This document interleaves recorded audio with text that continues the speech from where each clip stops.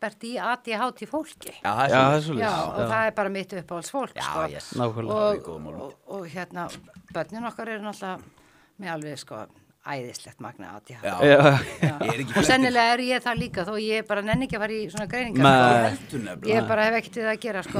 Ég kalla þetta bara, eins og Stebbi segði alltaf, sko, velvirkur heili, sko. Að vera velvirkur en ekki ofvirkur, sko. Já, ég nenni ekki að fara á eitthvað líf og svona. Ég vil bara hafa minn bæla sér niður bara. Já, af hverju, Ég vil bara vera svona ruglaður maður. Já. Það er langt skemmtilegast.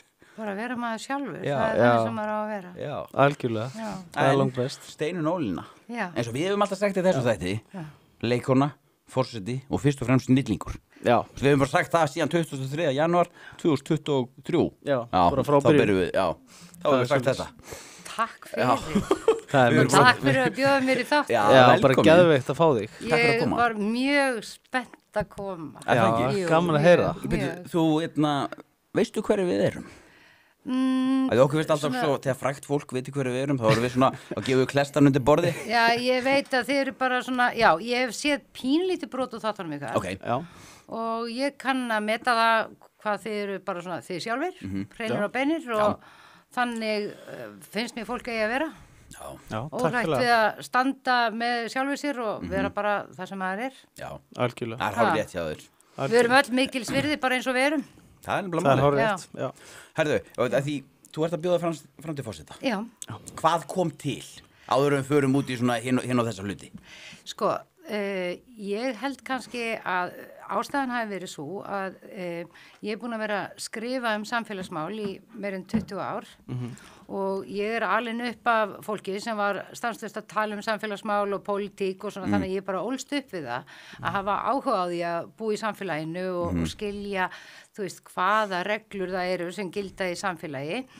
Þannig að ég svona, þegar ég var orðin svona, nú er ég 54, svona upp úr 30, þá var maður aðeins farin að finna fyrir lífinu.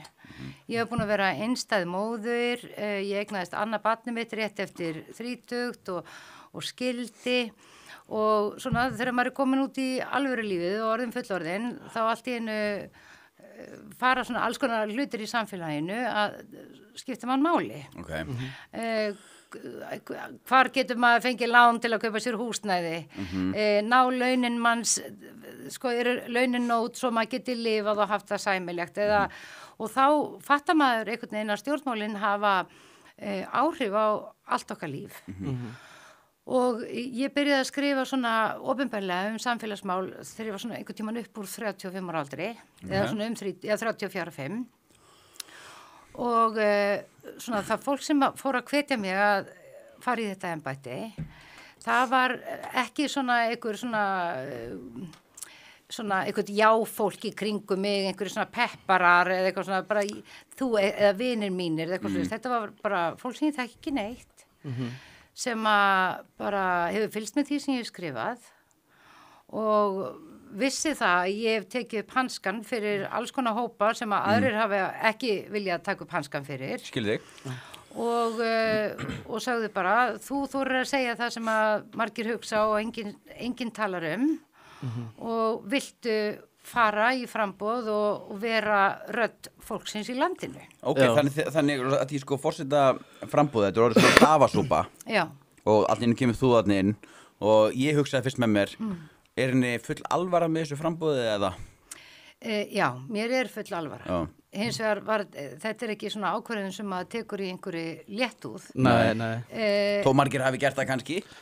Já, en sko, strákar, ég held í alvöru að langflest þetta fólk sem hefur gefið kost á sér til embætti forseta Íslands núna örugglega er einhverju djókarar en ég held líka og ég hef bara hvatt fólk til þess að bjóða sig fram vegna þess að ég held að stærsti hlutinn sé fólk sem að vill í alvöru gera sínu samfélagi gott. Nákvæmlega. Skilurðu? Ég sá þú treystir ekki Katrínu Jakobs. Er það satt? Ég sagði það þarna fyrir páska áður en ég ákvað það að bjóða mig fram og við það stend ég. Já, ég er ánægður með þig. Er einhver ástæða eða? Já, er það bara það sem er bara búið að sýna sig Ég held að ástæðan sé augljós. Já, akkurat. Og ég fyrir ekki að tala illa meðframbjóðundu mína. Mér dettur það ekki í hug. Ég meina, Katrín afskaplega hæfileikarík kona. En ég lít svo á embætti forseta Íslands að þar þurfa að vera manneskja sem ekki innan úr embættismannastéttinni, ekki stjórnmálamaður og ekki með neinn viðskiptaleg tengsl og tengist ekki neinum viðskiptahagsmunum. Og hvers vegna? Vegna þess, okkar fyrsti forseti, Sveinn Björnsson, hann var kjörinn af þinginu, bara þingið ákvað að gera hann að forseta. Hann var búinn að vera sendiherra Íslands í Danmörku og svo ákvað þingið, þú ert forseti. Og það svolítið skrítið að á þeim tíma voru tórsarar, íhaldsmenn og svo sósíalistaflokkurinn, hvorki sósíalistar né tórsarar, hvorki hægrið að vinstri skulle við segja, gaf honum atkvæði en þingið valdi hann sem forseta. Og Sveinn Björnsson var svona eins og kallaðir í amerískum stjórnmálum svona svipa. Hann lét þingið alveg heyra það ef að honum líkaði ekki, ef að þingið var ekki að vinna almannahagsmunum og hann sá það að þetta gengi ekki að hafa þetta svona, að þingið ætti forsetan líka. Og þannig þegar næsti forseti tekur við, Ásgeir Ásgeirsson, þá það Sveinn sem að krefst þess að þjóðin fá að kjósa sér forseta og Ásgeir fer í framboð undir merkjónum fólkið velur forsetan og þá embættið tekið út úr alþinginu. Og mér finnst þetta mikilvægt og sérstaklega núna að þetta sé manneskja úr röðum almennings sem tilbúin að standa í lappirnar og standa með almenningi. Ef að þingið að gera eitthvað ef að þingið ekki að sinna almannahagsmunum, sem náttúrulega frumskylda þeirra, að passa upp á velferð allra sem búi í samfélaginu. Og sko, forseti hefur lítið pólitískt vald, en hann hefur samt sem áður það vald að geta í ræðu og riti talað fyrir því að það sé verið að gera vel fyrir fólkið í landinu. Og ef að þinginu dettur eitthvað hryllilegt í hug, svona segja bara risi upp hérna einhver fasista flokkur sem vildi taka öll mannréttindi á okkur, þá getur forseti stigið á bremsuna, virkjað þessa 27. grein stjórnarskrárinnar og sagði bara nei, þetta verður ekki samþykkt.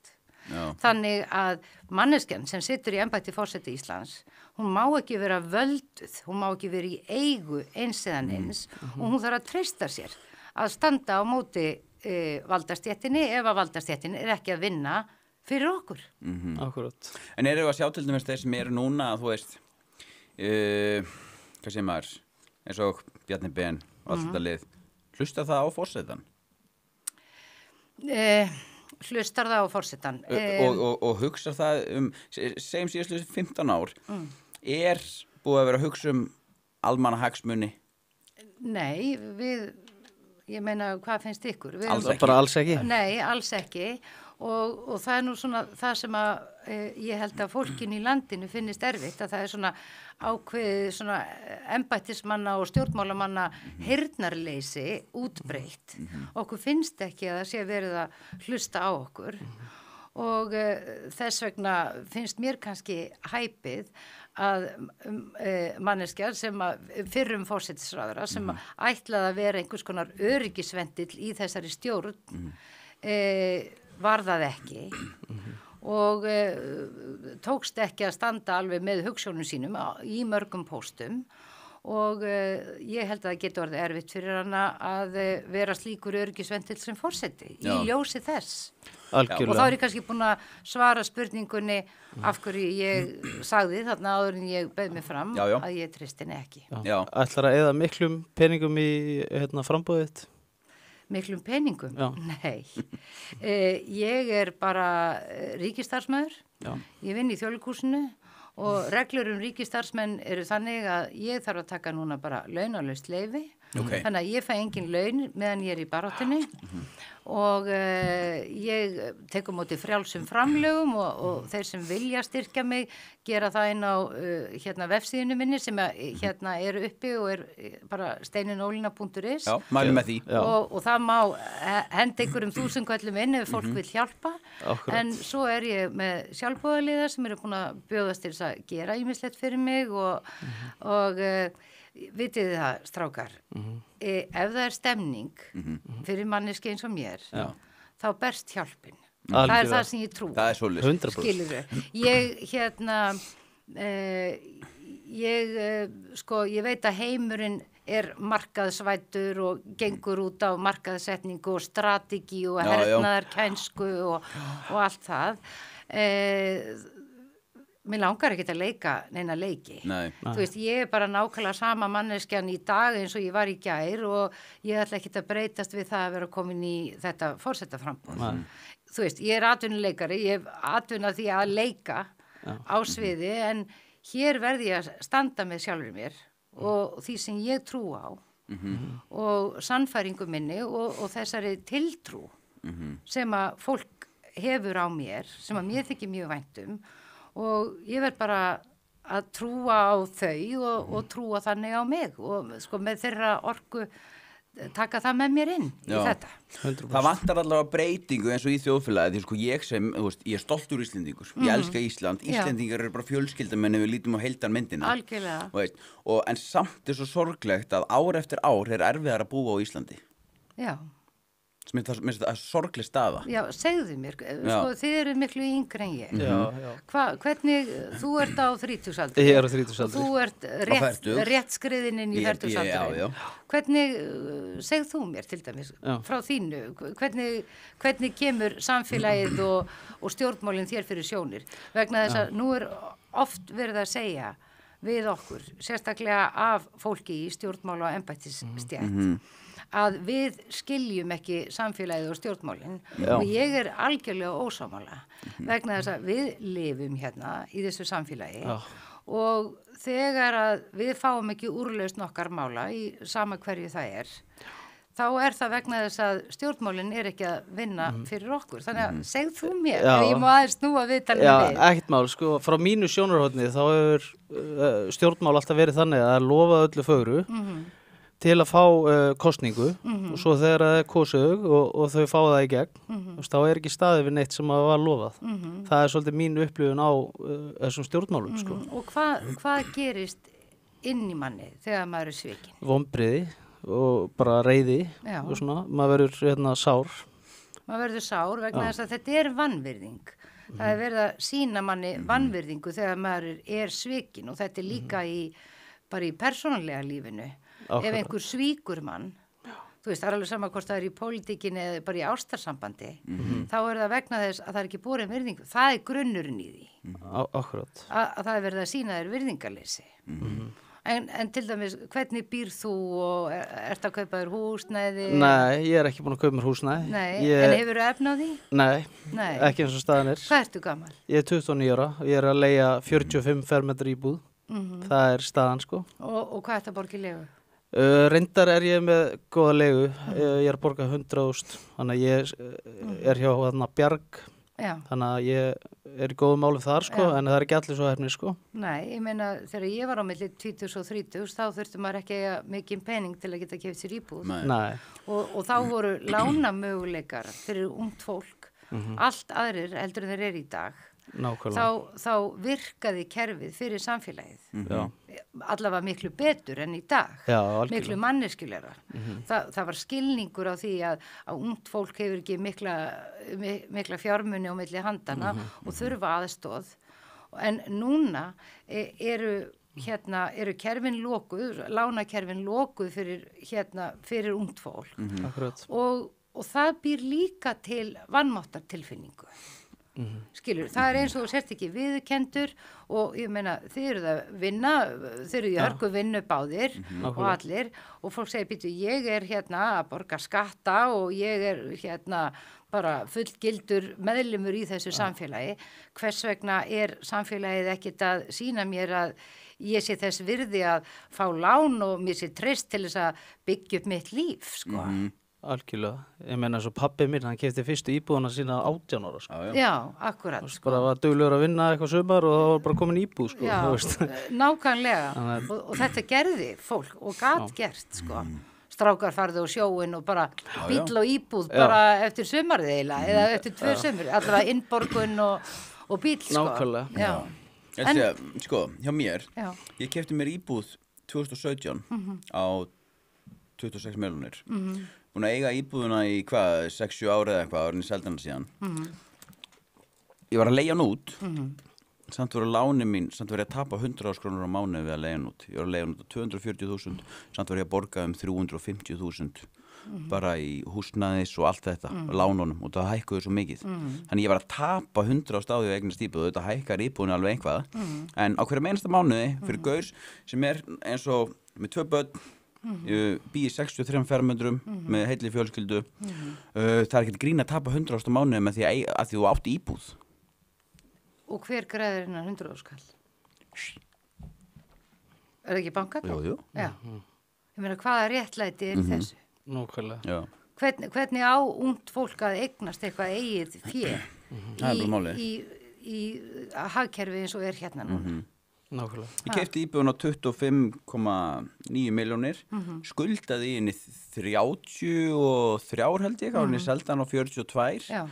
Og svo var bara, og ég endaði upp í 7 milljónir í plús sem hefði kannski átt að vera 20 milljónir, Einmitt. þú veist. En það er bara allt í einu komið það er bara markaðurinn döður allt í einu þegar ég þurfti að selja og að ég gæti ekki lifa með því að vera 100.000 mínus hver einustu mánaðamót, bara með að ég þarf að hugsa börnin og allt þetta. Já. En ég þurfti að selja og gerði það bara á, þú veist, hann fekk íbúðuna bara þokkalega sáttur, sko. Já. Þú veist, en þetta er bara staðan. Já, Þú veist. sko, ef að samfélagið er þannig að það er ekki, maður finnur ekki umhyggju frá kerfinu. Og það er skrítið að segja þetta því að þetta hefur kerfi ekki tilfinningar. En ef að kerfin er ekki byggð þannig að fólk finnist þau vera að vinna með sér, þá gerist það líka að fólk missir svona sjálfströstu og sjálfstrúna. Já, Vegna þess að sko í harkinu og það að vera blankur lengi og hafa peningaáhyggjur og geta ekkert leyft sér og þú veist að hafa ekkert svigrúm, það er svo lýjandi fyrir manneskjuna. Vegna þess að, þú veist, við erum öll kominninga á jörðina til þess að hafa gaman. Ég meina, lífið er leikur, skilur við, og við fáum mislangan tíma til að vera hérna. Og sko, það er ekkit sem réttlætir það að fólk sé að strita 8 tíma á dag og þurfi svo að liggja andvaka og með peninga áhyggjur. Það er bara ekkit réttlæti í því. líka, þú veist, gaurinn eins og ég og Aron, Já. við erum ekkert að byggja með einbýlishús í Garðabæ, Nei, sko. ég veit Við viljum bara kannski rétt rúmlega og tæplega 100 fermetrar íbúð. Ég veit Það sem er hægt að geyma kannski einhverja aðeins auka hluti. Já. Þú veist, það er að eina sem við þurfum og við búum á Íslandi. Af hverju er þetta ekki hægt? Því ég veit að núna Í þessu með 4 manna ríka fjölskyldu, landi. já, Já. með 4 manna fjölskyldu, þar ég, segjum þurfi 110 fermetrar íbúð. Hún kostar 80 milljónir. Þannig ég þarf að safna kannski upp í 20 milljónir ef við ætlum að eiga efna á lánunum. Og hvernig áttu að safna 20 milljónum? Það er helvít erfitt. Það er- Og ég næði það er kannski þegar ég ansi- var 60 ára, sko. Ég spái það. Já. Þú veist, þetta er svo sorglegt Þetta er eiginlega bara sturlun, sko. Og líka vegna þess að ég meina ef að hér væri leigukerfi sem væri dálítið manneskjulegra eins og er víða í Evrópu þar sem að þú bara ef þú kemst inn í eitthvað húsnæði og þú ert bara með fasta leigu og hún er ekkert að fara að rokka upp eða niður og þú bara heldur henni öruggu, þá þyrfti fólk til dæmis ekkert alltaf, sko hér er einhvern veginn verða allir að eignast eitthvað vegna þess að leigukerfið er svo ómanneskjulegt, sko. Þú veist, ef að leigukerfið hérna væri bara allt í lagi, þá væri fullt af fólk sem væri bara til í að leigja meðan væri að vera að halda stóra fjölskyldu og allt það, sko. Já, Akkurat. Það væri Algjörlega. bara, það væri allavega gott að það væri option. Já. Því að það er ekki allir þannig að þeir finnst þeir verða að eiga húsnæðið sitt, sko. Nei, nákvæmlega. Nei, þú ert svona okkar ásælasta leikona. Þú ert uppáhaldsleikonin á Breiðhöfðflötu 1 á Skaganum. Takk fyrir það, takk fyrir. Ert þú á Skaganum? Ég er Skagakall. Eins og Halli Melló? Já, ég er fyrst og fremst Skagamaður. Já, ok. Það er nefnilega mál. Fyrst og fremst fjölskyldum. Hafið þið ekki fengið Halla til ykkar? Nei, Eigum hann sko, inni. hann skemmtilegasti maður í leikhúsinu. Ég sko, hef hann nefnilega heyrt það. Já, Við þyrftum að fá hann þá. Hann æðislegur og hann svo mikill skagamaður, sko. Já. Ha. Skagamenn eru Það alltaf segir ykkur með skagamenn. Halla, sko.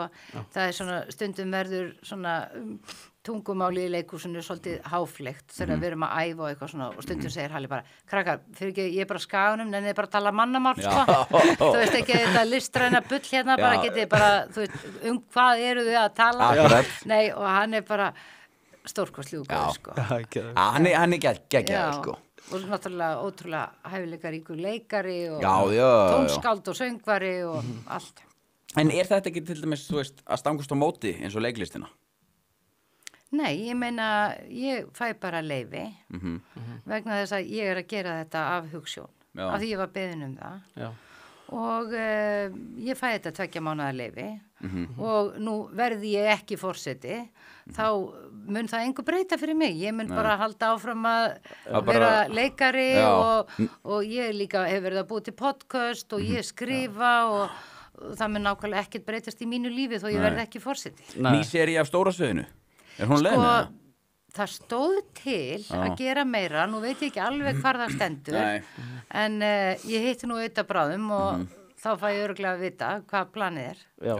Ég sá það allar að fara út allt land líka og hitta fólk og spjalla við það. Já, sko, það sem að mig langar að gera, miklu frekar en það að ég fara að boða til stórra svona kynningafunda þar sem ég er með glæru sjó það hvað ég sé stórkostlega og frábær. Þá bað ég fólk, ef það hefði áhuga, að bjóða mér í heimsókn. Já, ok.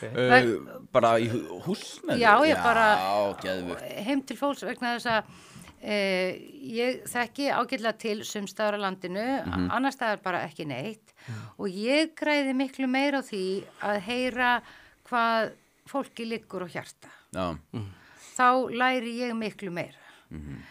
Ég get ekkit selt annað en það að ég stend með mínum skoðunum. Ég er óhrædd og ég get staðið í lappirnar þegar á móti blæs. Lífið hefur kennt mér það. Og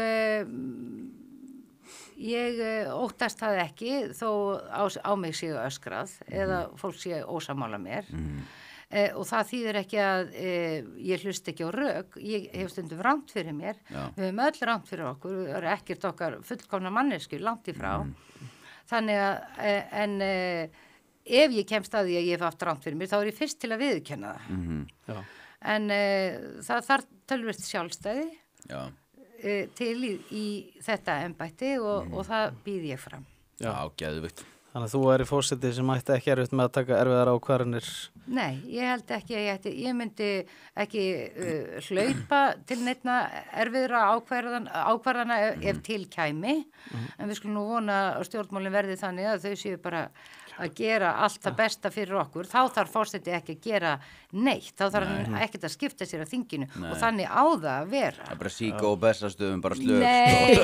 Nei, en þá getur fórseti verið að sinna öðru sem honum kannski finnst mikilvægt, sem er að hvetja bara fólkið í landinu, vekja athygli á því sem er mikilvægt og gott og er öðrum til góða og veita alls konar bara skemmtilegum hlutum sem fólk tekur sér fyrir hendur brautagengi, sko. Já, akkurat.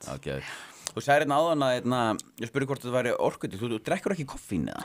Sko, jú, ég drekk kaffi á morgnana, en það var gerð tilraun á mér í eiginlega beinni útsendingu á Stöð 2, einmitt með Audda og Steinda, þá gáðu þeir mér kollab. Já. Og ég varð bara svona eins og ég hefði tekið einhvers konar hraða og ég varð algjörlega ofvirk og ég fór að tala svo hratt að það hefði þurft að biðja áhörendur að þú veist, hæja á útsendingunni þannig að ég er eitthvað svona viðkvæm fyrir orkudrykkjum það er eitthvað ég veit ekki hvað það er, þetta ánum bara að vera koffín en þeir svona eitthvað aukaefni eða eitthvað en kaffi er náttúrulega bara lækningajurt kaffi er bara gott fyrir okkur og þetta er svo skrítið ég átti föðurömmu sem að drakk kaffi alveg fram á nótt og það hafði ekkert áhrif á hennar svefn og ég svona líka, ég get fengið með kaffibolla á kvöldin og samt farið að sofa, sko. Já. Þannig að kaffi vinur minn. Kaffið vinur. Já. Herðu, mér langar að taka því eitt lið. Já. Við erum líka að fíblast. Já. Við erum svona fíblistur Og ákvæð, sko. það er það skemmtilegasta sem ég veit. Er það ekki? Sko, jú, Já, það er við það viljum skemmtilega. eina sem maður vill er bara að brosa og hafa gaman. Já, auðvitað viljum við það öll. Já. Ég meina, við erum hérna Já. til að vera saman og Það er leika bara okkur. svoleiðis. Algjörlega, það er Herru, bara þannig. að því við erum alltaf með kostendur. Það verður við bara að minnast á, það er Já. fitnessport. Já. Búin að vera með okkur frá upphafi og ný heimasíða, Váhætri Blue Raspberry komin í bónus, það er kaupa ætti, verður að koma í öllum búður, ég bara þóri ekki að lofa því. En þú sér Blue Raspberry, Váhætri, taktan, Já. hann er reyndar í rugglaður. Svo getur þú keift kassa á heimasíðunni, nota kóðan okkar, fengið 50% 50% afslátt. Alltaf að reyna að gera Þú þetta ættir til ódýrara dæmis fyrir fólk. ekki að fara í Hydroxycut Hardcore, þetta eru koffínpillur Aha. og ég prófaði, það er rósterkja fyrir mig, en ef það er þetta kötta, þá getur þú tjekkað á þeim. Yes, sir. Herru, ég ætla að, þetta eru 4 bara hvort myndur frekar. Ok, geggja spennu. Já, þetta er nefnilega mjög spennandi. Döndurlöndurlöndurlönd.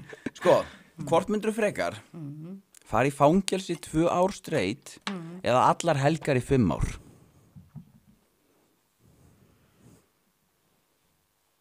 Viltu klára þetta bara af eða viltu taka kannski 5 ár bara helgar í fangelsi, bara stemninguna? Nei, ég bara Nei. 2 ár í fangilsi. 2 ár, klára þetta? Klára þetta, já. Drífið af. Ok. Vera kosin forseti bara í 4 ár en mátti ekki leika 10 ár eftir það eða reynilega sleppa ég að vera forseti? Ég held ég geti gert gagn. Ég myndi velja það að vera fórseti í 4 Já, ár. nýta þessi 4 ár vel. Já. Já, geðvegt. Ok, hvort myndir frekar fá 30 milljónur í skjalatösku bara akkurat núna eða ég teki hérna eina krónu og flippum coin og farið kannski 300 milljónir bara 50-50 þú velur bara heads or tails eða fá bara 30 milljónir núna Ég get fengið 30 miljónir núna eða ef ég fæ, þú getur valið 30 milljónir núna eða 50-50 hvort þú fá 300 en gætir enda með ekki neitt ég myndi bara taka 30 miljónir. Það ekki? Já. Já, það er engin spilafíkil í þér eða? Nei, ekki mikið sko. Það er bara gefist 30 og Já. Það er svo bara einna síðast að býta vörtu af hálsunum á einhverjum eða að drekka hálfa lítur og vaðlaun og vesturbæðalaug. Ég held að ég myndi bara velja vaðlaugina. Það taka hálfa lítur. Sko, ég hugsa faktist að ég geri það hvort þið er, sko. Ég fyrir 2 í sund á dag. Hvað segirðu? Ég fyrir 2 á dag í sund. 2 á dag? Já, ég fyrir kvölds og mótna í sund, þannig svona einhvern veginn næ ég í jarsambandi og kjarna mig. Já. Og ég hugsa að ég sé búin að drekka þessa vaðlaug. Já, Nokkrum það sinnum. er Já. En á hverju færðu smátt í sund? Bara ég elska að vera í vatni. Já, það. Mér finnst Ertu þá að synda eða? Þetta er það ekki í hug. Nei. Ég tek alveg sko hörkur sessjónir í vaskufinni Já. og svo leggst ég í kalda og heita Já, og, ok, já. og svo geng ég og læt mig verða skítkalt og svo er þarna brekka, ég fer oft í Vesturbæjarlaugina og mér er gaman að setjast upp á hana í öllum veðrum, alveg samkvæmst að snjór eða rigning eða hvað, vegna þess að þá næ ég svo góðri beygju aftur og halla mér aftur á bak og þá er ég komið svo góða beygju á hrygginn, sko. Já. Sko þið þurfum bara eiginlega að koma með mér í Já. sund svo ég geti kent ykkur þessa æfingu, Já. en þess að hún er frábær Já. og svo sér maður heiminn á hvolfi Ok. á meðan, þannig að þetta er Þú eiginlega bara... höfuð í brekkunni? Já, þannig að þetta er eiginlega bara, ég legg semst aftur á bak, Já, já. halla mig niður, sko. Ok. Og þetta er bara, þetta er geggjuð Já. æfing, sko. Veitu, ertu andleg? Ertu mjög andleg? Já, Í núinu? Já. ég er það. Já, ok. Við nefnilega erum mikið svona Já, í kuldanum og... kulda og Já. ég með kaldakar út á sölum og Ég íhuga á hverju einasta degi Já. og svona byrja dagun á því. íhuga, hvað meinar Svona huglega... Huglega, já, Já, já. já. Og ég byrjaði á þessu fyrir svona 1,5 ári síðan. Ok. Og þá svona, þú veist, bara, ég er ekki mikið fyrir það að festa mig í einhverja reglur. Þannig að ég bara valdi svona á handahófi alls konar hugleiðslu og svona leittar hugleiðslur fyrst, sko. Já, sem hlustar bara á það. Já. Og nú er ég farin að sleppa því að hlusta og nú bara tek ég kröftugar öndunaræfingar og sitt bara og horfi út á hafið og hreinsa hugan áður en að dagurinn byrjar og þetta hefur breytt mjög miklu í mínu lífi vegna þess að ég sko vaknaði alveg framundur fertugt eiginlega í angist sko. Og alltaf í svona fight or flight til einhver þýðing á því á íslensku? Nei, við erum slettu þáttur sko. Já, en þið vitið bara bara í chaosi, bara drífa sig og klára þetta og einhvern veginn með áhyggjur af öllu, allt sem átti eftir að gera þið var ekki búin að gera og svona og þetta slítandi, þannig að ég fegin að vera löngu komin út úr því og svo þegar ég einhvern veginn bara fór að tilenga mér það að hugleiða þá bara breytti það öllu sko. Þá tekst mér að vera sultuslök allan daginn. Og kuldin líka, hjálpar hann? Og kuldin hjálpar rosalega líka sko. Ég er sammála, hann slekkur alveg á hausnum sko. Já, hann gerir það vegna þess að sko heilin í okkur svo mikið þeytivinda og sko það bara eitt skáldastörfum í kollinum á okkur og það eru við sjálf og við erum ekkert sérstaklega góðir rithöfundar alltaf.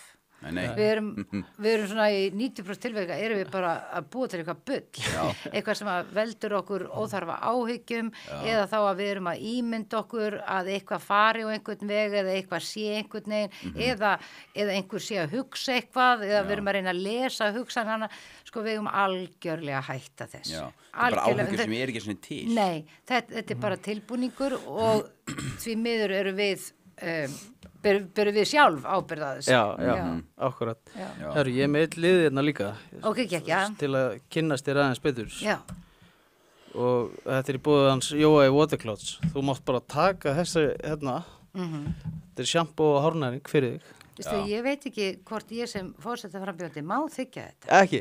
Nei, okay. Ég held að það sé ekki viðurkvæmilegt ég held að megi ekki Sigmundur Davíð tók hálft borðið en hann er reyndar ekki frambjóð ég þakka gott borð en ég held að það sé ekki hvorki skynsamlegt og ég held að það sé bara ósiðlegt að vera að gera það. En þú veist alltaf að þú fær 15% afslátt með kóðanu góðustrákar inn á waterclouds.is Vitið það, ég er svo lítil svona merkjamanniska ég nota bara það sjampó sem að einhvern veginn er að hendi næst ég skil þig en bara takk fyrir góða ábendingu Minnstamál hvað er besti leikari á Íslandi fyrir utan þig? Vitið það, þetta er svolítið erfið spurning vegna þess að ég hef aldrei átt uppáhalds neitt Nei Sko aldrei uppáhalds poppara, aldrei uppáhalds leikara Ekki mynd en myndir Nei. Og það er eins og þetta vanti í mig sko og ég er náttúrulega svo hrifin af mörgum og þetta er náttúrulega vinir mínir en sko og margt af þessu fólki er svo mikið afburða fólk sko. En við breytum spurningunni, þú ert að velja einn leikara til að vera mótið þér það er þá sanngjarnt að ég velji til dæmis einn karlmann og eina konu þá ætla ég að segja Halldóra Geirharðsdóttir sem er líka æsku vinkona mín Nú, mér finnst hún geta hluti sem leikona sem að ekki allir geta Var ekki Jodie Foster sem var að hrósa henni? Nú bara veit ég ekki. Ég held það. Já. En hérna, Dóra hefur sko alveg sérstakann kraft sko og ég veit ekki hvort þið sáu hann í Bubba. Söngleiknum í Nýju líf. Jú, fór tvisvar. Já, hún er sko, hún einhvern veginn getur sótt einhvern sko kraft inn í sér sem að er bara ótrúlegur sko. Og sko, hún hefur svona alveg sérstaka náttúru sem leikari að því sko, í leiklist er ekki hægt að vera með samanburðafræði það er svo misjalt bara styrkur leikara liggur sko það make sense. En hún hefur svona töfranáttúru hún Dóra og svo myndi ég segja Hilmir Snær sem að hefur líka þessa getu til að einhvern veginn bara umbreytast á sviðinu verða sko einhver algjör umskiptingur fyrir framann augun, þú veist, hann hættir alveg, hann hverfur sjálfur og það er bara komin önnur manneski upp á sviðið. Það er svoleiðis. Og þetta finnst mér rosalega gaman og þetta er auðvitað það sem að við leikarar erum alltaf að pæli í og þetta er það sem er svo mikil hvíldi í leikhúsinu, því þá þarf maður ekki að vera maður sjálfur Já. þegar maður fattar þetta, Já. að maður getur bara horfið inn í það að vera önnur manneskja og þetta finnst mér skemmtilegast að horfa á þegar ég horfa á leikara, þegar ég hætti að sjá Hilmi Snæ eða Dóri, ég bara sé eitthvað annað fólk. Já, ok. Þegar þau alveg ná að sko líkamnast og bara teikna upp nýjar manneskjur. Það er enda rosalegt. Listafólki er alveg ótrúlegt. Já. Ég meina Philip Seymour Hoffman, Já. munið ekki eftir honum, leikaranum. Já, ég er ekki hrifinn Nei, af honum, ég er enda Nei. man ekki mikið af þennum. Nei, ok. Líka svona, stórkvæslegu leikari og að því þið voru að tala um erlenda leikara, Jodie Foster auðvitað stórkvæslega leikona. Nákvæmlega. Hvað er svona erfiðasta sem þú hefur gengið í gegnum?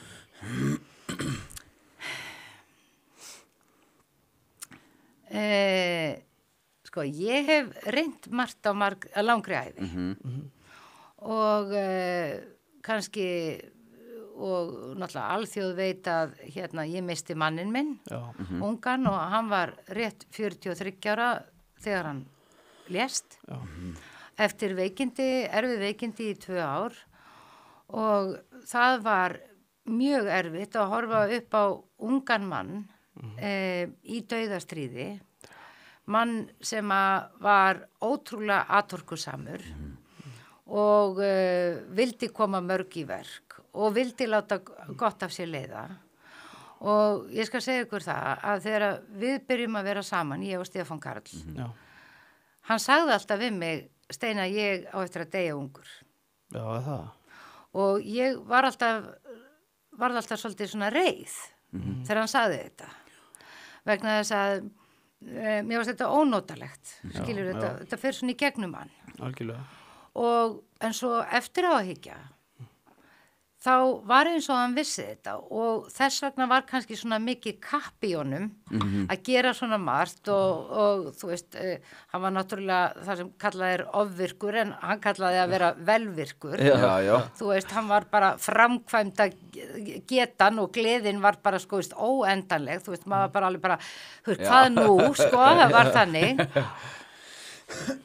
En hann var ósáttur við að fara. Hann vildi auðvitað ekki ungur maður fara og þetta er misjæmt. Sumt ungt fólk sem að fær dauðadóm nær einhvern veginn að sætta sig við það. Hann náði því ekki og það var erfitt að horfa upp á það, sko, glímu hinnar deyjandi sálar sem þráir svo heitt að fá að vera hjá okkur áfram. Og þetta var erfið lífsreynsla og kannski var það líka erfið lífsreynsla að þurfa að horfast í augu við alls konar bresti í eigin fari vegna þess að það útheimtir sjálfsábyrgð að virkilega líti í speilin og segja, jæja góða mín, þetta er ekki allt í lagi, hvað ætlar að gera í því og vegna þess að alveg sama hvað kemur fyrir okkur og jafnvel þótt að við fáum einhverja aðstoð til þess að komast út úr einhverjum hremmingum og svona, þá sitjum við alltaf uppi með okkur sjálf og það er á endanum alltaf okkar verk að líta inn á við, gangast við því að við höfum kannski gert eitthvað af okkur eða ekki staðið okkur nógu vel eða komið illa fram við okkur sjálf eða aðra og láta okkur samt þykja vænt um okkur. Þú veist, segja samt, þú veist, já, ég hef ekki alltaf verið fullkomin og það hefur ýmislegt gerst og ég hef lifað ýmislegt en ég má samt alveg verið í samfélaginu og ég má samt alveg vera manneskja og mér má samt líða vel, skiljiði. Og þetta finnst mér mikilvægt. Mér finnst mikilvægt og ég held að það séu margir í okkar samfélagi, margir þjóðfélagshópar sem finnst þér ekki vera séðir og hafa ekki þessa trú á sér sjálfir. Og mér finnst að við öll þurfum að vera dugleg við að benda hvort öðru á að við höfum öll hæfileika og við eigum öll að fá að skína og enginn á að vera einn og útskúfaður, sko, það er bara ekkert í lagi. Þannig að við þurfum á hvort það eru að halda. Já. Það er bara hárrétt. Svo það sé gaman Já, algjörlega. Nei, í alvöru. Já. Og þú veist, og ég hef sagt þetta oft áður að sko, mér veist allar manneskjur sem ég hitti, mér veist ég bara vera að horfa í speil. Já.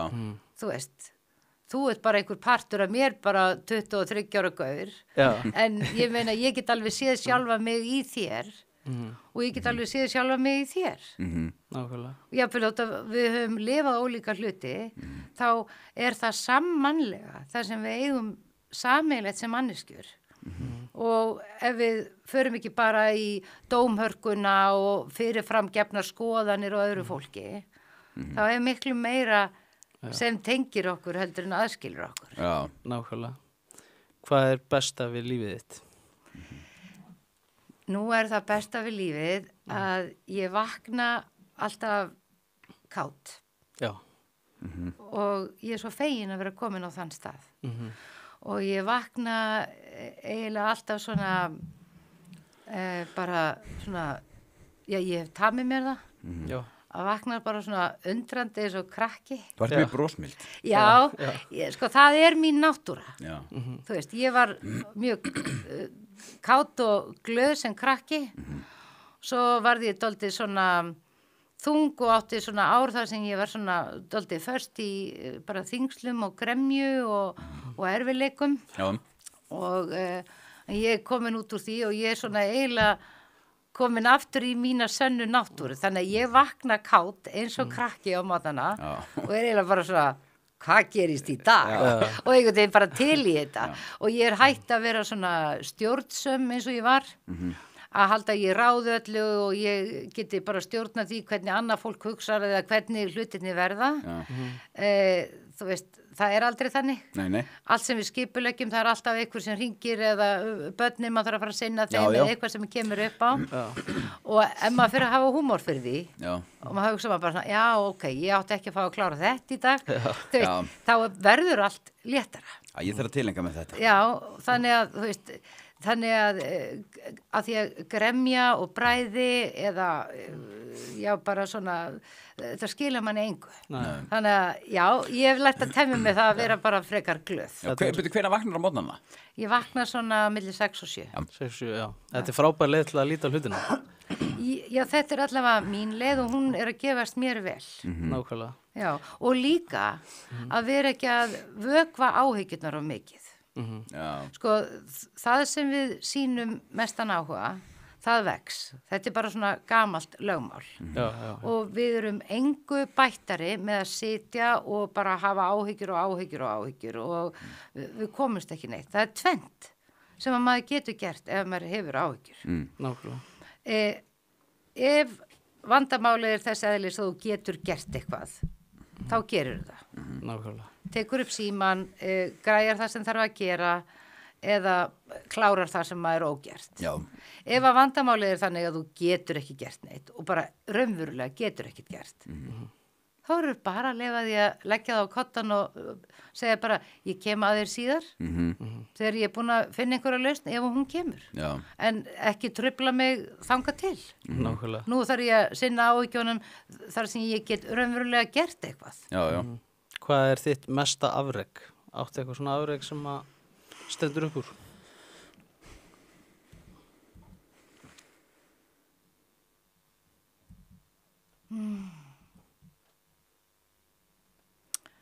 Ég held að mitt mesta afrek sé kannski bara það að hafa sæst við sjálfa mig. Já. Og svona þórað að horfast í augu við mína misbresti og mína vankanta og að mér skuli þykja vænt mig þrátt fyrir það. Já. Og ég vona að allir fá að upplifa það. Já. Að því við erum öll einstök og frábær. Já, komið á mér. Já, ok, en ef þú tekur leiklistina, einhver þættir, einhver bíómynd, einhver sem var sko, kannski ekki stærsta afrekið, en hvað var skemmtilegast að leika í? Já, veist, ég veit að það er allt frábært. Sko, ég er búin að vera svo heppin. Ég er búin að fá að, sko, ég er búin að fá svo ótrúlega mikið að gera sem leikona. Ég hef verið svo lánsöm, sko. lánsum að leikstjórar hafa vilja nota mig og hérna í leikhúsinu og leikhússtjórarnir hafa vilja hafa mig á samning og kvikmyndaleikstjórar hafa boðið mér að vinna hjá sér og sko, manni þykir alltaf vænst það hlutur sem maður að gera hverju sinni. Já, akkurat. Mér þykir rosalega vænt Diddu, karakter sem ég leik í Föngum. Já. Já. Og mér þykir rosalega vænt hana og mér leið mjög vel þegar ég var að leika það hlutverk.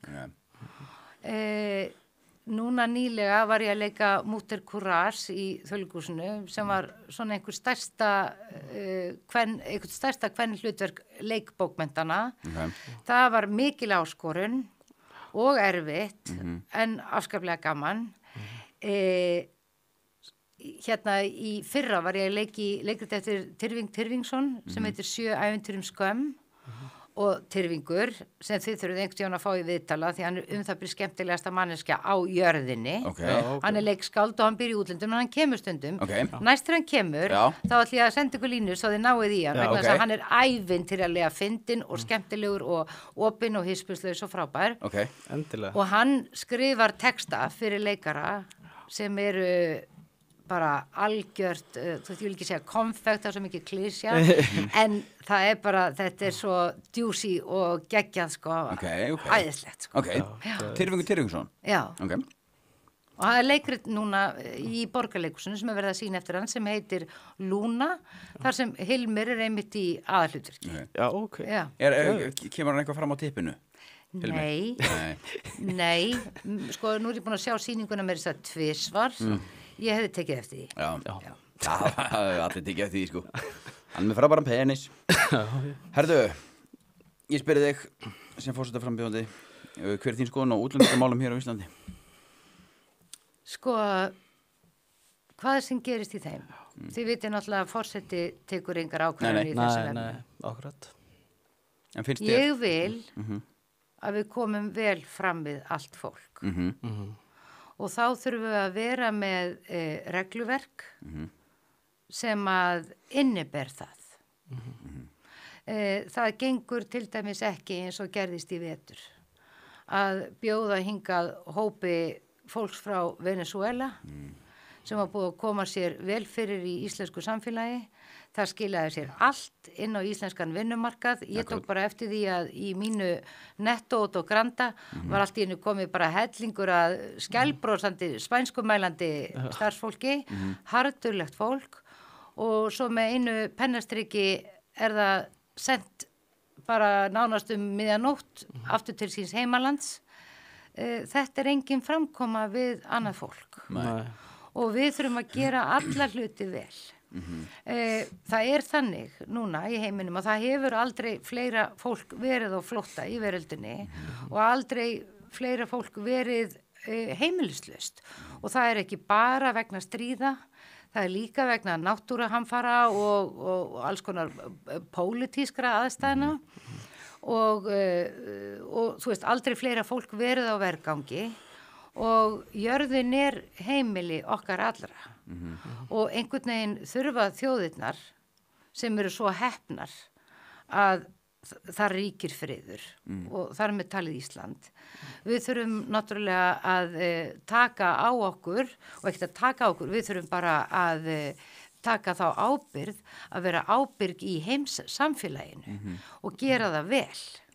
Þannig að mér finnst ekki að hérna eins og einhverjur hafa talað að bara banna öllum nema Íslendingum að vera á Íslandi, síður en svo. Bara en mannvirðing þarf að vera í fyrsta sæti hvernig sem við gerum hlutina. En forseti ræður engum þetta eins og þið vitið. Nákvæmlega. En sko ég er friðarsinni. Og vegna þess að það tapa allir í stríðum. Mér finnst stríðshernaður ógeðfelldur. Já, ég er sammálað þar. Mér finnast vopnabrask ógeðfellt og mér persónulega finnst ógeðfellt að græða á því að aðrir blæði fyrir og það er bara mín náttúra vegna þess að ef okkur finnst í allt í lagi að koma illa fram við aðra, þá erum við raunverulega að koma illa fram við okkur sjálf. Vegna þess að við vitum aldrei hvenar við erum í þessari stöðu. Nei. En Skilurðu? vopnaburður eru viðbjóður, en við gefum einhvern veginn 600 milljónum til Úkraínu, meðan það eru 800 manns og biðlista eftir meðferð á Íslandi. Já. Það er ópíófaraldur, við þekkjum nú bara fólk nánast á viku fresti sem að deyja, Já, 17-18 ára drengir. Já, ég þekki líka allt og mikið af fólki sem hefur farið vegna ofneyslu fíkniefna og lækna lyfja og þetta er mér mikið hjartansmál. Já. Ég fór sjálf í meðferð 2012 og sem reyndist mér afskaplega gott og þetta er sko fólk sem áfið áfengis og vímuefna vanda hugrakkasta og sterkasta fólk sem ég þekki og sérstaklega það fólk sem að reynir að leita sér hjálpar. Já, vegna þess að ég trúi því að allir sem að lenda í því að misnota áfengi eða lyf þetta fólk allt raunverulega af veikum mætti að reyna að lækna sig. Reyna að lækna einhvers konar vanlíðan, einhver sár sem að hafa búið sig inn í fólki af alls konar ástæðum og þegar að fólk vill fá hjálpina þá á það að fá hana og verði ég forseti þá til dæmis eitt af því sem að ég hef mikinn áhuga á það að berjast fyrir því og ég get svo sem ekki sem fórsti barist mikið en að tala fyrir því að það sé ekki einhver feluleikur í kringum þessi mál að við séum með opna umræðu þetta og fólk í svona vanda það líka mikilvægt í samfélaginu. Já. Það fólk sem að ef það fær hjálp getur fengið að blómstra og dafna og gefa af sér til samfélagsins og við megum ekki missa fleira ungt fólk. Nei. Við megum það ekki. Og það ekki bara á ábyrgð heilbrigðiskerfisins, það á ábyrgð okkar allra. Já. Og ég þekki svo mikið af foreldrum sem eru í hreinum vanda með ungt fólk og unglinga sem það á og kemur allstaðar að lokuðum dyrum eða úrræðin eru allt of fá og svona þetta líka í geðheilbrigðisbatteríinu, það allt of langi biðlistar og svona það svo margt í okkar garði hérna heima fyrir sem að við eigum að vera fókusar á sem að mér finnst miklu mikilvægara heldur en að við þurfum að vera í einhverju keppni við stærri þjóður það að vera flottust og best og mest. Já, og klappa sjálfur á baki. Við eigum að laga til hérna heima hjá okkur og setja fókusin á það að hlúa hvert að öðru. Já, þetta var sem gott að heyra. Akkurat, ég sammálaður. Já. Ég með eitt annað hérna. Já. Sko, áttu dýr? Já. Yes. Sko, ég á 3 dýr og meira segja kötturinn minn, ég á 3 ketti. Ok. Ég á kött sem heitir Rufus Erasmus 13. Okay. Og hann meira segja á Instagram. Það? Já, og hann að reyna að komast á Bessastaði. Ég held að reikningurinn hans heiti Rufus á Bessastaði. Já, það. Og þetta nú bara svona einhverju krakkar sem að grínast með þetta. Já, en Rufus sem sagt persi. Já. Og eins og þið vitið, þá eru persar svona fínir inniketti og hann svefnfræðingur, hann sefur svona vel 20 tíma sólarhring og liggur á kotta og ef hann liggur á samlitum kotta þá hann oft í stórhættu að maður setjist á hann þannig að hann svo rólegur og væri kær. Svo á ég einn fjóskött úr Dölunum sem heitir Pablo og hann var skýrður eftir Pablo Escobar sonu minn skýrðan Pablo og hann fekk reyndar svona undarlegt millinafn sem Travinski sem ég veit ekki alveg, það var ekki Stravinski eins og tónskáldið heldur Travinski en hann heitir sem sagt Pablo. Pablo, já. Og hann svona fjósköttur úr Dölunum og hann hann gaur, sko, hann gaur og hann vil mikið félagskap og hann svona heldur hans í hundur, sko, maður hendir til hans dóti, hann á svona dót sem hann elskar og þá sækir hann það, þannig að hann svona með svona hvolpagen og svo eigum við eina sem heitir Oreo sem svona svona, hún er bara venlegur húsköttur, svona smá blandaskóarketti og hún er svona sjálfstæðis dama úr Garðabænum. Já. Og hún er sko... Ekki böggana. Nei, hún er bara, þú veist, mjög svona óaðfinnanleg. Já. Skilurðu, og hún heldur að hún búi bara í einbýlishús á Flötunum og hún nennir ekkert mikið að tala við fjölskylduna eða hina kettina. Svolítið snobbuð. En kannski ekki snobbuð, hún bara svona finnur til sín. Hún er í efri lögum samfélagsins, alveg klárlega, og það er svo fyndið með ketti. Þeir hafa svo sterkan karakter, svo ólíka persónuleika. Já. Og Rúfus, ég sagði hvernig hann væri svefnfræðingurinn, hann er líka heimilislæknir fjölskyldunar. Hann lá á brjóstinu á Stefáni bara allt síðasta árið meðan Stefán var veikur. Og ef einhverjum líður illa heima, þá er hann kominn. Ég er ekki hrifin á Rúfus. Sko, Rúfus er magnaður köttur og þið verða að follow hann á Instagram. Já, alltaf, sko. Já, og þið með promótir hann endilega, sko, vegna þess að ef einhvern langar á Bessastaði þá er það Rúfus. Ég held nefnilega að geti verið geðveikt. Þú værir mætti á Bessastaði, komin í stólinn með kotta og Rúfus ofan á. Þetta var svo bíómyndalegt, sko. Þetta býður upp á svo marga möguleika. Það er óendanlegt, sko. Og ég held með þess að bara útlönd myndi taka eftir. Sjá ykkur að mætti sætið. Nákvæmlega. En við erum alltaf með sko loðbolta dagsins. Ok. Því við erum með kostendur eigadýr.is. Þeir eru með svona, þeir eru með kattarvörur, sjampó, hárnaring, sportsmannsprætt, fóðurrið, 50% afslut með konu, góðustrákar. Hágæðavörur fyrir dýr. Hágæðavörur og þetta er svona lítið fjölskyldu fyrirtæki. Sendir frýtt heim yfir 10.000, bara ógeðslega þægilegt. Ég elska lítil fjölskyldufyrirtæki. Ég hef átt lítil fjölskyldufyrirtæki og lítil fjölskyldufyrirtæki mætti fá svona bara meiri aðstoð. Algjörlega. Og ekki bara er þetta lítil fjölskyldufyrirtæki, heldur er það ódýrara en stóru fyrirtækin. En sama fóðrið. Jú. Herðu, við ætlum að fá En þið vitið að ég má ekki prómóta vörur, það er bara ekki við. Já, ég veit það.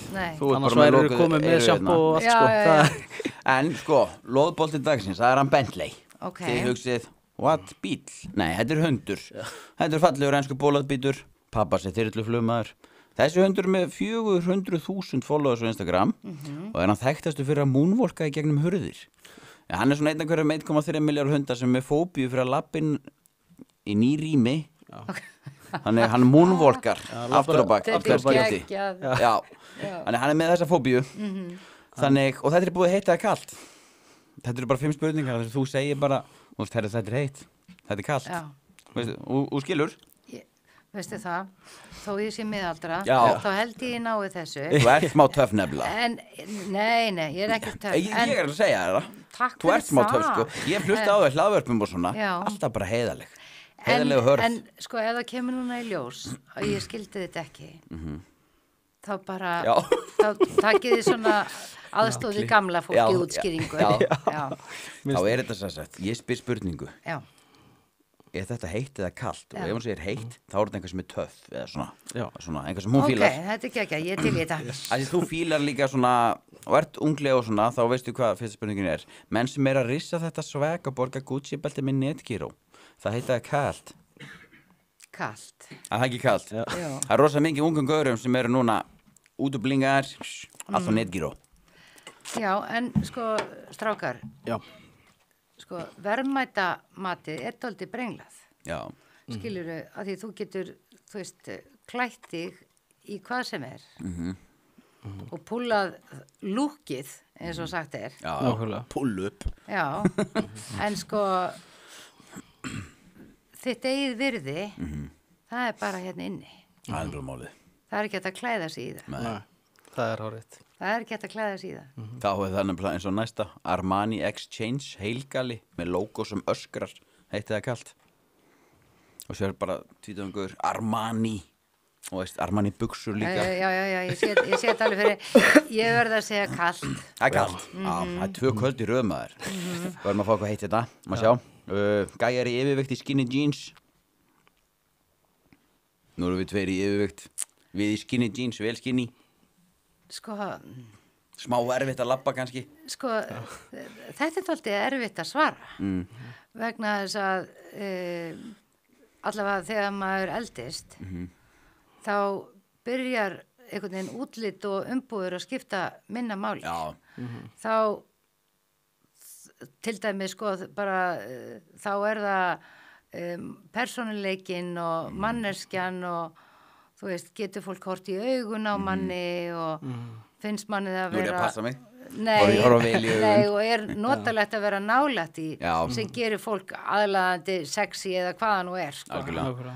Nei, og þá allt í einu skiptir sko, þú veist, maður í yfirvikti í skinny jeans getur verið alveg bullandi heitur ef hann með sko góðan og heilan persónuleika. Þannig að þessari spurningu ekki að svara heita þetta. Nei, hann volgur. Já. Volgur.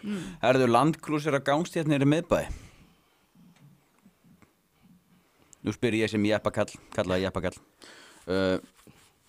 Hvar, þú veist, ég fæ ekki staðinn einstæðar. Sko, ég ætla að segja kalt. Ef þú hefði sagt landróver, þá hefði ég sagt heitt. Ok. Herðu, þá bara síðasta. Já. Fullorðinn maður með sundgleru í lauginni en ekki að synda. Bara kafa. Það getur verið heitt. Það? Já, með dettur einn í hug. Já. Hvað hann bara í vaðalögnu bara með sundgleru bara... Ég get ekki sagt Nei. Þá geta hann fattað. Þá geta hann fattað. Já. En það ekki smá perralegt eða? Við erum með sundgleru í sundlaug en það ekki að synda? Bara í kafi, kannski djúpu? Maðurinn sem ég að hugsa nú bara, þetta bara akkurat mynd sem ég sá í laugunum daginn. Ég held að hann hafi verið bara að koma frá því að synda og var bara ekki búin að taka þau af sér. Já. Og þetta var bara svolítið sætur maður, skilur. Já, það var alveg heitt, sko. Nei, hann var ekki að krúsa og skoða tær og rassa og ekki í kafi, sko. Líf upp einhverja plástra. Nei, hann var ekki að efna greina það sem var á botninum, sko.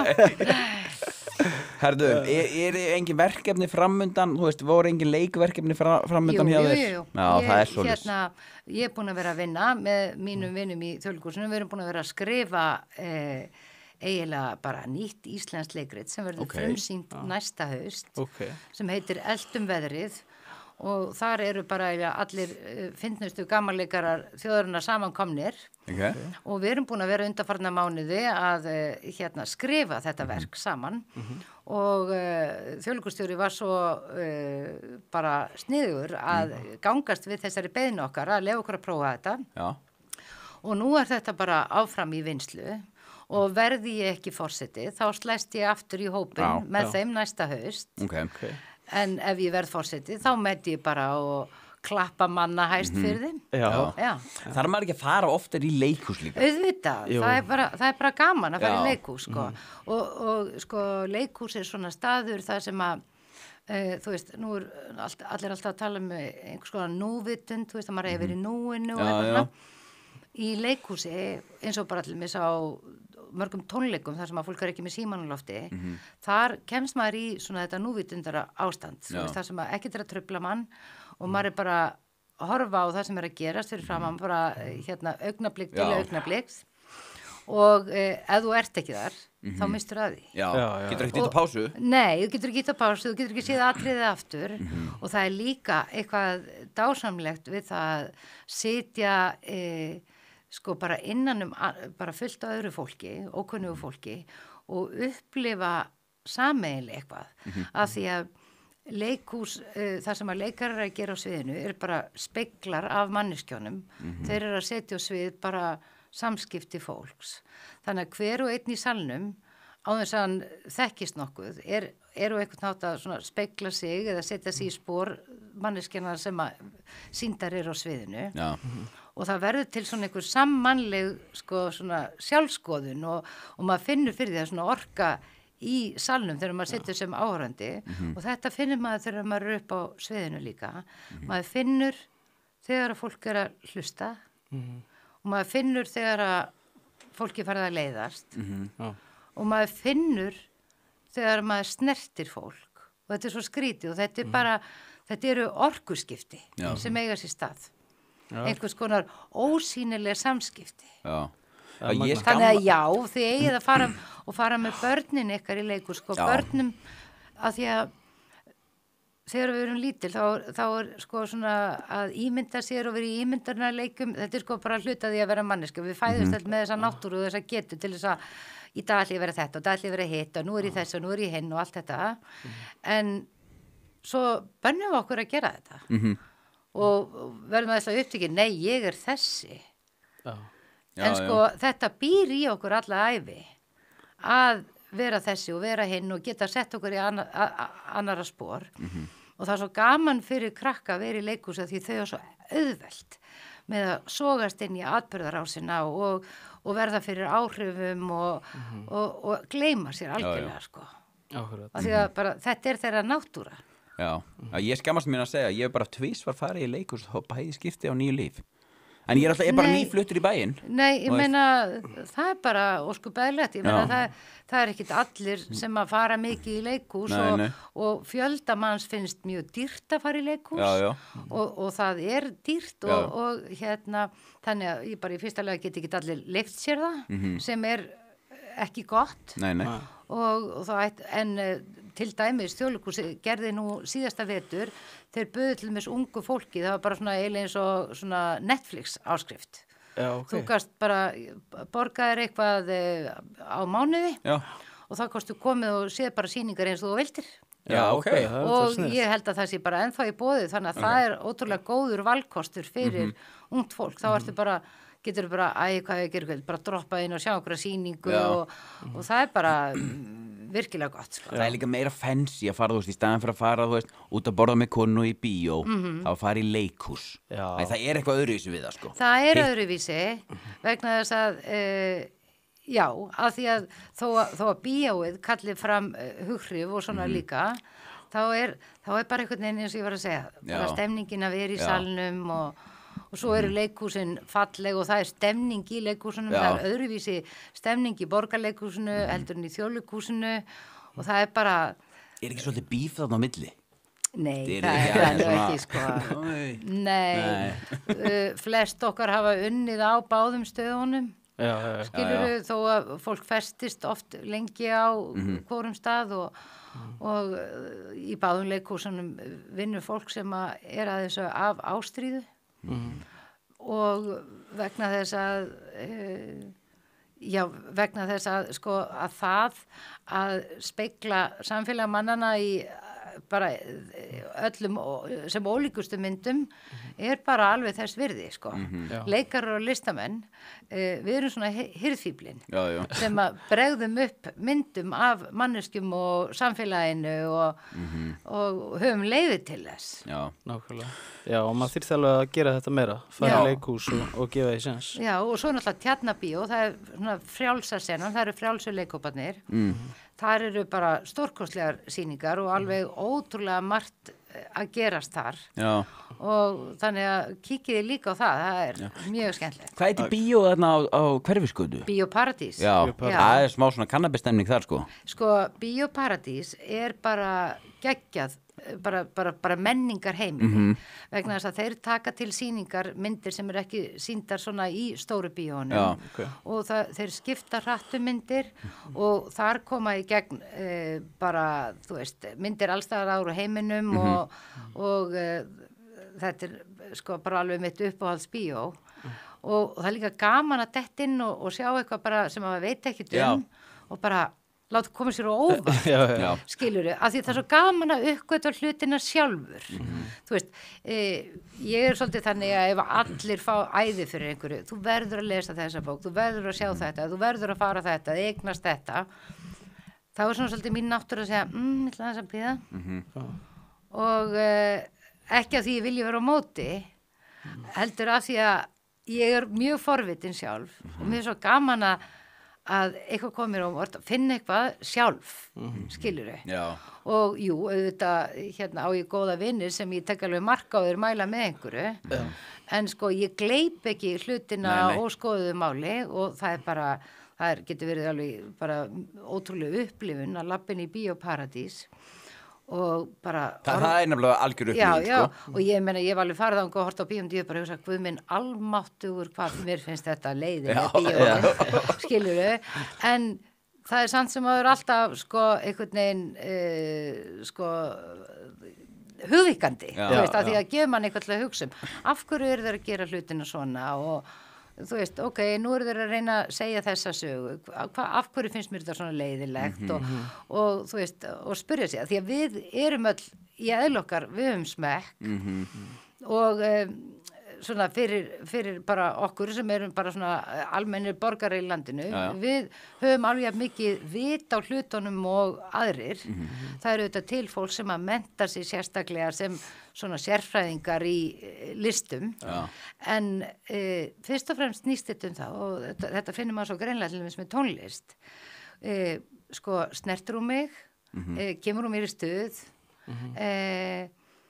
þú veist, svona æsir hún upp í mér einhvern innri kraft, bara við tölum tónlist, eða bara fer ég alltaf að gráta þegar ég heyri þetta lag, það er svo miklu lyklar í tónlist og það sama raunverulega með allar listgreinar og ef eitthvað snertir þig, eitthvað sem þú lest eða sérð eða hlustar á, þá er það einhvers virði, þá hefur sko listamaðurinn sem að bjóð þetta til, eða listamennirnir sem bjökuð þetta til, þá hafa þeir gert sitt gagn, vegna þess að þó þeir tali bara við eina mannesku, þá er það þess virði, þá var það fararinn virði. Ef að þú uppgötaðir eitthvað sjálfan þig, ef að eitthvað sem þú sérð, einhver hughrif sem þú verður fyrir og þú þarf bara að býta, vá, þetta er bara, þú veist, og maður getur upplifað þetta alltaf eins og maður sér eitthvað málverk, þá maður alveg bara svona, og maður fattar kannski ekki alveg, af hverju bregst ég svona við, af hverju dregst ég svona að þessu, hvað er það við það, og maður þarf ekki að skilja alla hluti, að greina þá í drasl, maður þarf bara að finna, þetta hefur áhrif á mig, og hvaða áhrif hafði það á mig, ok, þetta vekur með mér einhverja svona, vá, þetta er bara, þú veist, það er bara, þessi virði að vera manneskja og þessi listamaður er að segja eitthvað sem að mér finnst merkilegt og þá er listin búin að gefa þér auka orku. Já. Skilur þau? Akkurat. Þú leggst hérna í bíómyndinni hérna Leynilöggan. Já. Hvernig var svo upplifun? Það var svo gaman. Er það ekki? Veistu það, þetta var svo gaman. Í fyrsta lagi, sko, ég þekkti þá svo lítið Udda og Steinda og Egil og þegar að ég var, og Sverri, Sveppa, og þegar þeir báðum að vera með í þessari mynd, þá, þú veist, ég var svona stolt, sko. Já, af því að mér finnst þetta svo flottir menn. Geggjaðir. Þeir eru svo frjálsir andar. Þeir eru einhvern veginn alveg á eigin vegferð, hafa búið hana til alveg sjálfir og þeir eru standa með sér og þeir eru svona utan alfaraleiða en hafa samt allir einhvern veginn haslað sér völl og þeir eru svo frjálsir að því að vera bundnir einhverjum eða vera þykjast eitthvað og þetta var bara eins og eignast sko hópa bræðrum skiluru og þeir eru svona svolítið eins og ég, þú veist, þeir nenni ekki að leika fullorði fólk skiluru, að klæða sér einhvern svona fullorðinsbúning og nú þarf ég að fara að haga mér eins og fullorðin manneskja og eitthvað svona sko, mamma mín var 61 árs þegar hún dó og hún saði við mig bara síðasta árið sem hún var á lífi og hún saði, sko, Steina mín sko, manni líður alltaf inn í sér eins og maður sé bara svona 18-19 skiluru og það er dálítið satt skiluru, vegna þess að sálin í okkur er ung og sálin í okkur er uppfulla gleði og leik og þess vegna eigum við ekkert að vera fara í gangin í þetta fullorðinsleikrit og drepa okkur sjálf úr leiðin skilur jú, þú veist, aukin ábyrgð kemur með því að verða fullorðin og allt það en við megum ekki tapa því að hafa húmor fyrir sjálfur sér og það er allt í lagi dett og rassinn maður stendur bara upp aftur og ef einhver hlær þá er það líka bara allt í lagi skiljið. Akkurat. Algjörlega. Já, og þannig að það var ógeðslega gaman. Já, ég trúi því. Ótrúlega gaman og gefandi að vinna með þeim og þetta var bara... Þetta er snillingar. Algjörðu Já, snillingar, sko. Já. Herðu, Steinun Ólína, stuttu orði, segjum það, stuttu orði. Stuttu máli. Stuttu máli. Ég er svona málhaltur stundum. Af hverju eigum við að kjósa þessum fórseta? Af hverju við ljúkum þessu? Vegna þess að ég mun standa í lappirnar og vera þarna fyrir fólki í landinu. Já. Það er loforð. Það er loforð. Herðu, Það þú er ert gott geggjuð. loforð. Brosmynd, heiðarleg, bara, ég í alvörinu dýrkaði, sko. Já, Ég- þetta var við erum búin að dýrka stórkostlegur lengi, þáttur. sko. Bara svo, Fjölskyldan mér mín þykir líka- svo væntum já. að fá að koma til ykkar, sko. Já, bara æðislegt að hlusta Mér það. finnst það geggjað, sko. Herðu, Takk fyrir mig. Takk Steinun fyrir að Ólína. koma. Takk fyrir okkur. Yes. Geggjað.